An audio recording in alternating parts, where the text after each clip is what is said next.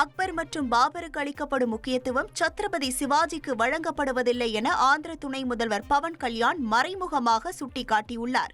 விஜயவாடாவில் செய்தியாளர்களிடம் பேசிய அவர், அக்பர் குறித்து உயர்வாக பேசுகிறோம், பாபர் போல் அதிரடியான ஆக்கிரமிப்பாளரை மகிமைப்படுத்துகிறோம்.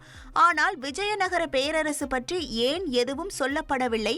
சத்ரபதி சிவாஜி தமிழ்நாட்டில் கோவில்களை காப்பாற்றிய வரலாறு ஏன் பாட புத்தகங்களில் இடம்பெறவில்லை என கேள்வி எழுப்பினார்.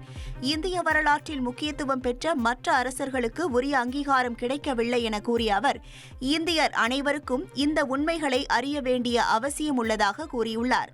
ராமநாதபுரத்தில் சுனாமி குடியிருப்பு வீட்டில் தங்கியுள்ள தனது வீட்டிற்கு 67,000 ரூபாய் மின் கட்டணம் விதிக்கப்பட்டதாக கூறி ஷேக் ஜமாலுதீன் என்பவர் குடும்பத்துடன் மாவட்ட ஆட்சியர் அலுவலகத்தில் தர்ணாவில் ஈடுபட்ட சம்பவத்தால் பரபரப்பு ஏற்பட்டது. இது தொடர்பாக மின்வாரியம் சார்பில் 15 நாட்களுக்குள் 2 தவணையாக மின் கட்டணத்தை செலுத்தாவிட்டால் அவரது வீட்டின் மின் விநியோகம் துண்டிக்கப்படும் எனவும் கடிதம் வந்ததாக கூறப்படுகிறது. நான் உண்மையில குடும்பத்தோட தற்கொலை பண்ற அளவுக்கு நான் போற நிலைமையில ஆயிட்டேன். நான் என்ன செய்ய முடியும் சொல்லுங்க? 67,000 ரூபாய் என்னால எங்க போய் கட்ட முடியும்? நானும் அன்னைக்கு 200 ரூபா 300 ரூபா நான் வண்டி ஆட்டோ இதுவும் ஓட்டிக்கிட்டு கடலுக்கு போயிட்டு தர்றேன். என்னால எப்படி முடியும் சொல்லுங்க? கொஞ்சம் கூட ஒரு மனச்சாட்சி இல்லாம கொஞ்சம் அந்த வீடை பாத்தீங்கன்னா சுனாமி வீடு சார்.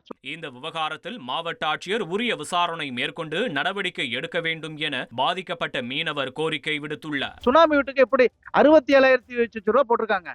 வெறும் 300 ரூபா 500 ரூபா 600 ரூபா வந்த இடத்துல 67,000 ரூபான்னு போட்டிருக்காப்புல. என்னால எப்படி கட்ட முடியும் சொல்லுங்க? நீங்க தான் பார்த்து முதலமைச்சர் சார் கொஞ்சம் நீங்க தான் பார்த்து எங்களுக்கு இது பண்ணணும். இப்ப 35,800 ரூபாய் இப்போ அடுத்த மாசம் 32 பிரிச்சு போட்டிருக்காங்க. ஃபுல் அமௌண்ட் கட்ட அப்படின்னா உடனே கட்டணும். அவங்க தெளிவா செய்யறாங்க.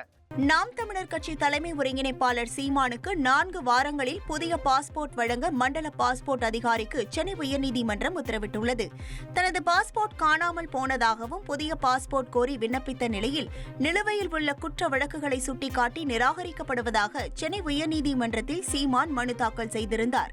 மேலும் விண்ணப்பத்தை நிராகரித்த உத்தரவை ரத்து செய்து பாஸ்போர்ட் வழங்க உத்தரவிட வேண்டும் என மனுவில் கோரியிருந்தார்.